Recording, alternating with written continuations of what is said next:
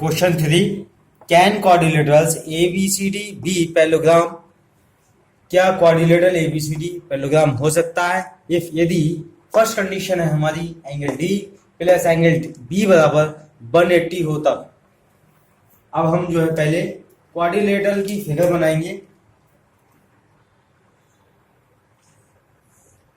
इसका name write कर देंगे A B C D. Angle D और एंगल बी फिगर में देखें तो ये दोनों एंगल जो है आमने सामने हैं और दोनों को जोड़कर 180 आ रहा है। हमें पैरेललोग्राम बनाना है। पैरेललोग्राम की प्रॉपर्टी में अपोजिट एंगल जो होते हैं वो इक्वल होते हैं।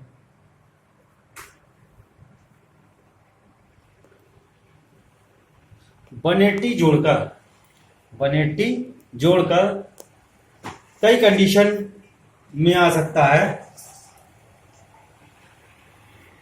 जैसे एग्जाम्पल में देख लीजिए,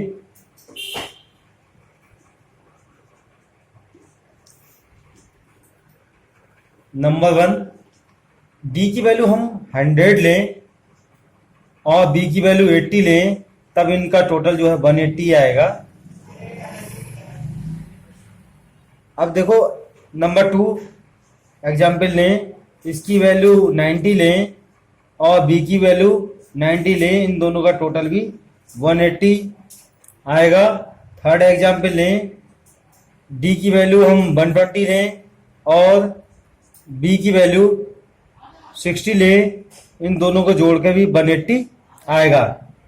इन सभी केसेस में जो है जोड़ के तो 180 आ रहा है, लेकिन पैरेललोग्राम में आमने सामने के एंगल जो होते हैं वो इक्वल होते हैं। अब देखिए पहला एंगल जो है 100 है तो दूसरा भी 100 होना चाहिए, तो यहाँ पर जो है पैरेललोग्राम की पॉसिबिलिटी नहीं है। अब दूसरे में हम चेक करके देख लेते हैं। पहला एंगल हमारा 90 का है, दूसरा भी 90 का है, तो यहाँ पर पैरेललोग्राम की पॉसिबिलिटी है। तो यहाँ पर पैरेललोग्राम की पॉसिबिलिटी है, तो यहाँ पर पैरेललोग्राम हो सकता है। अब देखिए थर्ड एग्जाम्पल में पहला जो है 120 है, दूसरा 60 है, दोनों बराबर नहीं है, यहाँ पर पैरेललोग्राम की पॉसिबिलिटी नहीं बन रही है। यहाँ पर केवल पैरेललोग्राम बनाने के लिए केवल एक ही कंडीशन पॉसिबल है, जब एंगल बी और एंगल डी की वैल्यू 90 डिग्री हो। तो इसका आंसर होगा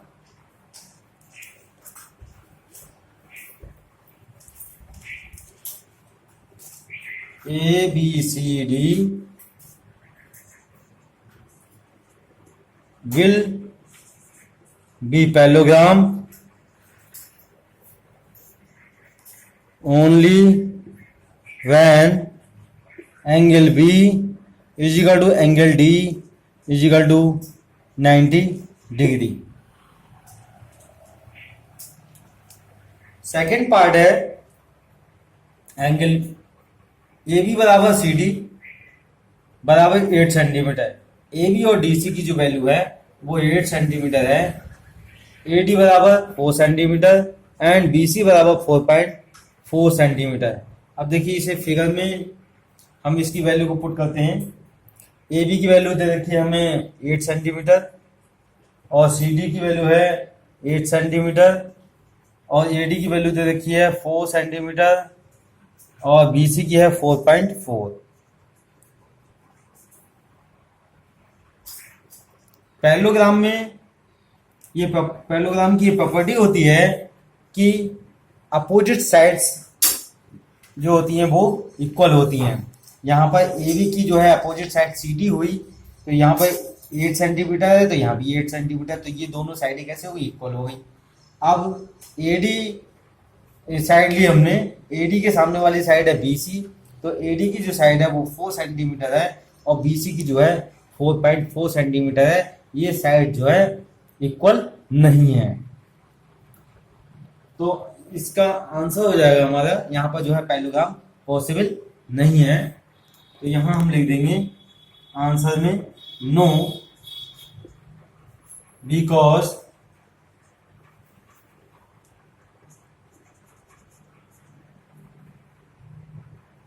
opposite sides of a parallelogram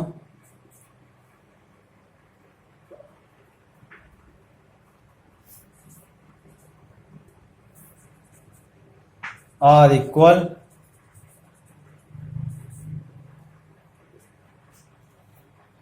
but here AD not equal to BC, AD जो है BC के इक्वल नहीं है।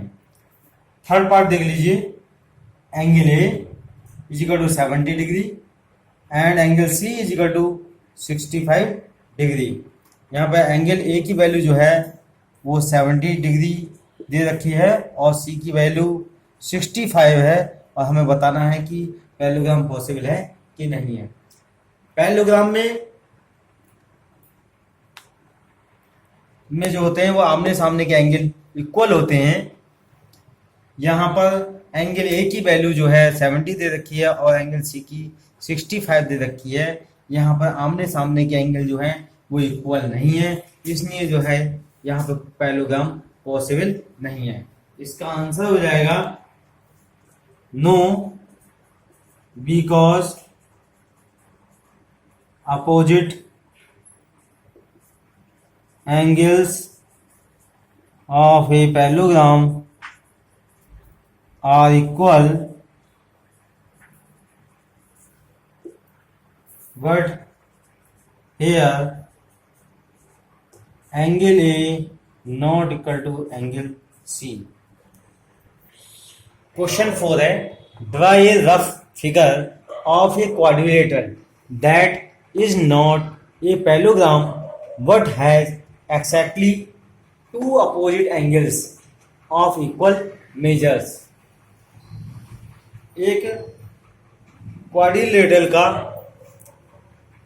रफ फिगर बनाना है जो पैरेललोग्राम ना हो, लेकिन इसके दो अपोजिट एंगल्स जो हैं वो इक्वल हैं। तो इसका बेस्ट एग्जाम्पल जो है वो काइट है।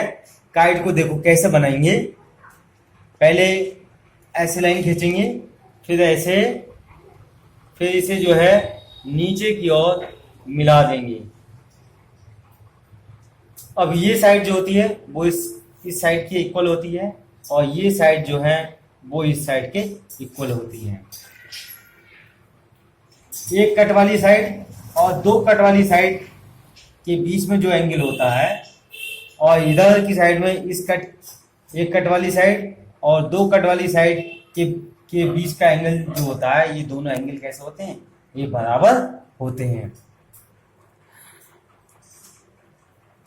यह जो है पैरेललोग्राम नहीं है, क्योंकि पैरेललोग्राम में आमने सामने की साइडें इक्वल होती हैं। यहाँ पर ये साइड इस साइड के इक्वल नहीं है, ये साइड जो है वो इस साइड के इक्वल नहीं है, इसलिए यह जो है पैरेललोग्राम नहीं है। तो यहाँ पर हम राइट कर देंगे काइट जो है इसलिए कहते हैं क्योंकि ये पतंग की शेप का होता है। और एंगल इसका नेम राइट कर देंगे हम ABCD, और एंगल हमारे इक्वल हो गए, एंगल B बराबर एंगल D।